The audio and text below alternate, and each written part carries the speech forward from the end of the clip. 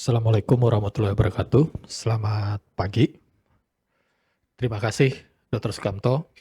Saya ucapkan terima kasih kepada Panitia Jacin 2025 yang memberi kami kesempatan untuk menyampaikan topik ini, intracranial infections in immunocompromised patients. Ya, jadi nanti akan ada 3 garis besar, yaitu pertama, apa itu infeksi intrakranial, kemudian kejadiannya infeksi intrakranial pada imunokompromis, dan pendekatan diagnosis infeksi intrakranial pada imunokompromis. Pertama, infeksi intrakranial. Jadi sebetulnya tidak mudah membedakan ini infeksi intrakranial atau ekstrakranial. Jadi karena kalau kita lihat, ini merupakan satu ruang yang menjadi satu kesatuan antara otak dengan spinal cord. Jadi orang sangat mudah mengalami misalnya meningitis, encephalitis, kemudian mielitis. Jadi itu bisa sebagai satu kesatuan karena bukan merupakan organ yang terpisah yang ada sekatnya. Jadi sebetulnya mungkin yang paling tepat penamaannya infeksi sistem saraf pusat. Jadi bisa mielitis, bisa meningitis, encephalitis, bisa abses, bisa membaur, bisa berbareng-bareng, ada abses, ada meningitis juga bisa, seperti itu kira-kira. Ya, saya kira memang kita tertarik ya, bagaimana sih infeksi sistem saraf pusat pada pasien-pasien imunokompromis. Karena memang imunokompromis memberikan respon inflamasi yang tentu berbeda ya. Jadi gejala klinisnya biasanya tidak khas, tanda inflamasi tidak jelas. Jadi misalnya kalau meningitis itu kita mencari kaku kuduk sangat rendah. Pada meningitis yang non-HIV saja, non-HIV yang tidak ada masalah imunokompromis, kaku kuduk itu 50%. Jadi kalau pada yang imunokompromis lebih rendah lagi, mungkin 30, bahkan bisa lebih rendah. Kaku kuduk biasanya tidak ada, terus kalau kita periksa imaging pakai kontras juga penyangatan kontrasnya lebih lemah. Karena penyangatan kontras itu lebih karena kerusakan blood-brain barrier, jadi kontras keluar. Dengan imunokompromis, blood-brain barrier-nya bisa saja tidak terlalu rusak, jadi penyangatan kontras juga lemah. Kemudian yang paling sering membuat kebingungan dalam klinik adalah analisa cairan otak. Analisa cairan otaknya juga pada keadaan imunokompromis itu bisa kelihatannya normal, jadi selnya tidak tinggi. Karena pasien-pasien leukopenia berat misalnya, ya bisa saja leukositnya rendah. Atau pada keadaan autoimun yang lain, misalnya SLE, bisa sel leukosit di cairan otak juga meningkat. Belum tentu itu merupakan tanda infeksi. Kemudian yang juga perlu kita ingat adanya proses patologi lain selain misalnya infeksi di sistem saraf pusat. Sangat sering bisa terjadi bersamaan ada infeksi sistem saraf pusat, ada stroke, ada PRES. Jadi PRES ini ada suatu lesi vaskular di bagian belakang otak yang kemudian membuat pasiennya menjadi encephalopati. Kemudian etiologi agentnya juga bisa multiple, beberapa banyak laporan yang menyampaikan misalnya infeksi TB dengan Cryptococcus berbarengan. Kemudian timbulnya infection yang men-trigger brain autoimmunity, kemudian virulensi agent yang lemah bisa menjadi kuat, misalnya toxo. Dan kalau belakangan di publikasi di luar ya terutama, karena di sana sudah sangat banyak menggunakan immune checkpoint inhibitors, ini efek sampingnya encephalitis, immune checkpoint inhibitors. Dan encephalitisnya spesifik, ada berbagai macam. Saya belum pernah menemukannya di sini, tapi saya kira ya mungkin 1-2 tahun ke depan mungkin kita akan sudah mengalaminya. Nah, tadi kita balik gejala dan tanda tidak khas, karena mungkin teman-teman di alergi imunologi akan sering menemukan pasien-pasien ini, satu gejala dan tanda itu tidak jelas, trias meningitis, sakit kepala, demam, dan kaku kuduk tadi, hanya 50% di pasien meningitis. Dan yang itu yang di non immunokompromis. Jadi yang di immunokompromis tentu bisa lebih rendah. Jadi sakit kepala pada meningitis itu tidak selalu berat. Jadi dulu saya membayangkan kalau meningitis sakit kepalanya berat ya, ternyata tidak selalu. Tidak mudah dibedakan dengan tension type headache. Jadi sakit kepalanya juga bisa hilang timbul, bisa hari ini ada, besok nggak terlalu, hari ini pagi ini berat, besok nggak terlalu. Jadi tidak selalu persisten, bisa hilang timbul, ada periode bebas nyeri. Dan yang paling penting, pelajaran kami melakukan penelitian IBIS itu tidak selalu dikeluhkan oleh pasien. Jadi pasien bisa datang, jadi pasien dan keluarga kan memiliki persepsi sendiri tentang penyakitnya. Jadi dia bisa datang dengan keluhan mual muntah dan itu yang membuat dia mengeluhkan dan kita sebagai dokter juga mendiagnosisnya ke situ. Padahal kalau ditanya lebih jauh, dikorek-korek, ada sebetulnya dia bilang pening sudah 2 minggu sebelumnya. Jadi ini tidak selalu dikeluhkan. Sakit kepala juga dapat diekspresikan dengan sangat berbeda, tidak selalu dia bilang pain, yang kalau dalam bahasa Inggris ya, atau nyeri. Bisa hanya disebut sebagai pusing, pening, keliengan, rasa tidak seimbang, dan lain-lain. Kita harus bolak-balik nanya, apa sih maksudnya keliengan? Apa maksudnya ini? Baru nanti dengan kata-kata sendiri mereka mungkin bisa keluar juga. Kemudian demam. Indonesian Brain Infection Study kita kerjakan dari 2019, pengukuran suhu itu menunjukkan demam hanya ditemukan sekitar di bawah 30% dengan diukur suhunya di IGD ya. Ya mungkin penyebabnya berbagai macam, bisa karena pasiennya sudah dapat antipiretik, bisa memang infeksinya pada imunokompromis, respon inflamasi tidak terlalu nyata, jadi demamnya juga nggak nyata. Dan kemudian klinis yang paling bawah ini sering kita jumpai. Jadi pasien datang itu tadi dengan berbagai macam keluhan, masalah yang terlihat sebetulnya psikomotornya lambat, jadi lambat ngomongnya, lambat jalannya, sehingga banyak didiagnosis atau ya lebih banyak diam, dicurigai sebagai depresi dan lain-lain. Ini juga sebaiknya kita curiga kalau pada pasien-pasien imunokompromis sudah memperlihatkan kelambanan psikomotor. Mungkin saya perlihatkan ini kasus wanita 23 tahun HIV negatif. Dari 2019 sampai 2024 dapat diagnosis SLE, dapat metilprednisolon dan HCQ. Kemudian 2024 itu ada BAB berdarah yang berulang-ulang. Sehingga akhirnya masuk rawat, dilakukan PA, didapatkan kolitis dengan gambaran granuloma inflamasi, PCR-nya negatif. Jadi waktu itu sebetulnya ditegakkan ini kolitis TB. Gitu kira-kira teman-teman dari gastroenterologi. Diberikan OAT namun hanya 3 hari pasiennya menyetop sendiri obatnya karena pusing dan muntah. Kebetulan mungkin karena PCR TB-nya negatif, jadi mungkin kita sebagai dokter nggak mengejar lagi, ya udah dia berhenti, ya diterima begitu saja. Kemudian dari Oktober 2024 kejadian itu, Desember dia datang lagi dengan waktu itu disuria dan poliuria, jadi bolak-balik katanya buang air kecil dan nyeri.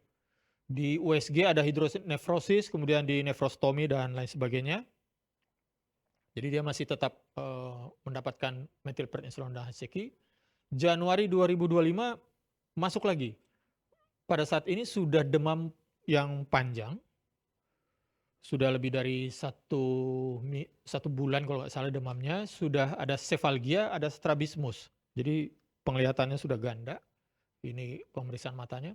Namun belum dieksplorasi lebih lanjut, dapat paracetamol, sampai bulan Februari, kemudian masih demam, masih sakit kepala, masih strabismus, kemudian dia muntah berulang. Karena muntah berulang, masuk lagi rumah sakit, barulah kemudian dilakukan lumbal fungsi, ternyata sel cairan otaknya 71, normal cairan otak itu selnya 5, protein 118, normalnya 45, rasio glukosa itu antara glukosa cairan otak dan serum itu rasio normalnya di atas 60%. Nah, pasien ini rasionya di bawah 5%, jadi sangat rendah. Sehingga kita tegakkan pada waktu itu sebagai meningitis TB. Jadi kemudian obat TB-nya diberikan kembali. Pasiennya bisa rawat jalan, namun sayangnya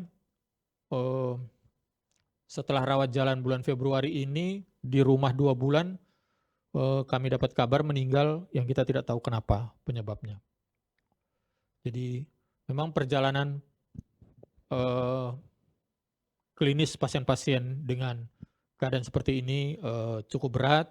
Kalau kita lihat klinisnya dari awal ada kolitis, jadi mungkin pasien ini mengalami TB disseminata. Ya, jadi kembali lagi gejala klinis tidak khas sehingga sering membuat kita terlambat mendiagnosis. Jadi dalam keadaan di mana gejala klinis tidak khas, namun pasien terlihat tidak baik-baik saja, sangat penting kita melihat adanya predisposing condition atau current epidemiologic risk. Jadi saran untuk mempertanyakan kemungkinan adanya infeksi sistem saraf pusat dan mungkin dilakukan eksplorasi diagnosis. Mungkin sekedar mengingatkan teman-teman saja, saya kira ini saya baru baca kemarin. Jadi kelihatannya baik ini. Jadi untuk rules for good decision making kita sebaiknya selalu berpikir bahwa mungkin kita sering salah dibandingkan yang kita duga terhadap diri kita sendiri. Karena dalam berbagai literatur itu tingkat kesalahan diagnosis dokter baik di Amerika, di mana-mana, itu antara 5 sampai 20%, jadi cukup tinggi. Nah, bagaimana pendekatan diagnosis infeksi intrakranial pada imunokompromis? Kira-kira pasien-pasien yang imunokompromis dengan infeksi otak itu biasanya satu dari pasien HIV tentu saja, kedua pasien cancer karena terapinya, kemudian ada pasien transplantasi organ, kemudian pasien dengan gangguan imunologi yang mendapatkan berbagai macam obat anti-inflamasi atau imunosupresi seperti multiple sclerosis, NMOSD, SLE, dan berbagai penyakit rheumatologi dan imunologi lainnya. Ini kira-kira agent yang sering bertanggung jawab kalau neutropenia, Staphylococcus, enteric gram negatif, Candida, Aspergillus, dan Mucor kalau di jamurnya. Kalau ada abnormal T-cell atau monosit, bisa berbagai macam virus ini dan Mycobacterium tuberculosis, TB, bisa Toxoplasma, Strongyloides stercolaris, ini cacing. Beberapa kali juga kita dapatkan pada pasien-pasien yang dapat steroid tinggi. Kemudian kalau ada gangguan imunitas humoral bisa infeksi Streptococcus pneumonia, Neisseria meningitidis, dan Haemophilus influenza. Pada Brain Infection Study, jadi kita menyelenggarakan Indonesian Brain Infection Study dari 2019 sampai 2024. Ada direkrut pasien sekitar 1.357, jadi pasien terduga infeksi otak sekitar 1.357. Dari 1.357 ini didapatkan ada pasien dengan SLE 68 orang, ya sekitar 5% dari seluruh pasien itu. Dari 68 pasien SLE di IBIS ini, ternyata kemudian didiagnosis sebagai TB meningitis itu 21, di mana dari 21 ini setengahnya itu definite TB-nya. Jadi dengan gene expertnya positif atau kulturnya positif. Itu setengah dari 21 ini. Kemudian Cryptococcus meningitis 1 orang. Aseptic meningitis ada 14. Jadi aseptic meningitis adalah di mana gambaran cairan otaknya terjadi peningkatan sel namun tidak ditemukan etiologi yang berarti. Kemudian 32 orang akhirnya kita diagnosis memang bukan infeksi otak, jadi mungkin saja memang manifestasi yang mirip dengan infeksi otak merupakan manifestasi SLE-nya, bukan karena infeksi.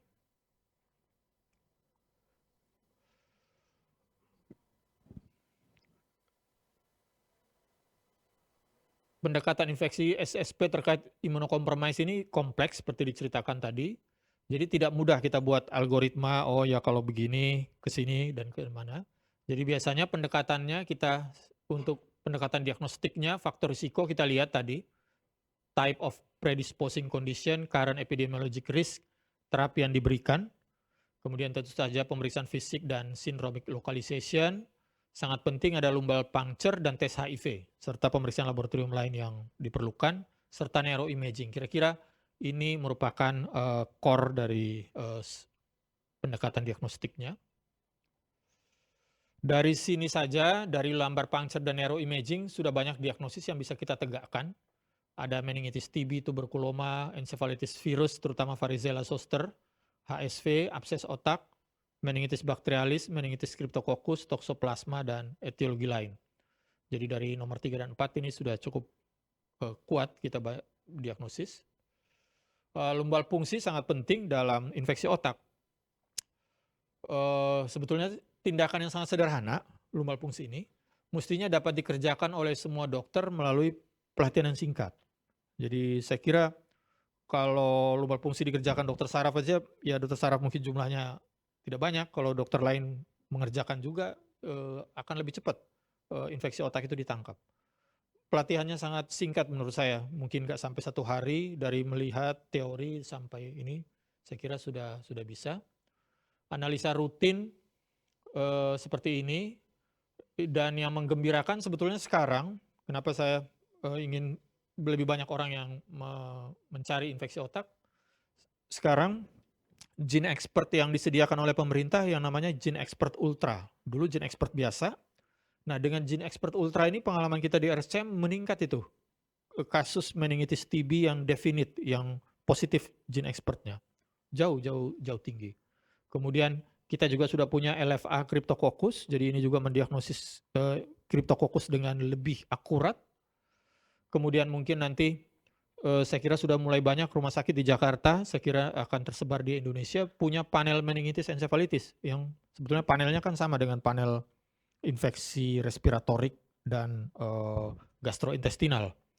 Jadi ada BioFire dan lain sebagainya. Jadi ke depan saya kira perlu lebih banyak kita mencari tentang kemungkinan-kemungkinan ini. Ya, sebagai kesimpulan, jadi pada keadaan imunokompromis diperlukan indeks kecurigaan terhadap infeksi yang tinggi. Gejala klinis tidak khas, jadi kita pertanyakan selalu alternatif diagnosis dalam keadaan seperti itu. Pemeriksaan tes HIV, neuroimaging, dan lumbal fungsi memiliki tempat yang utama untuk mendiagnosis keadaan ini. Ya. Mungkin itu slide saya yang terakhir. Saya ucapkan terima kasih. Wassalamualaikum warahmatullahi wabarakatuh.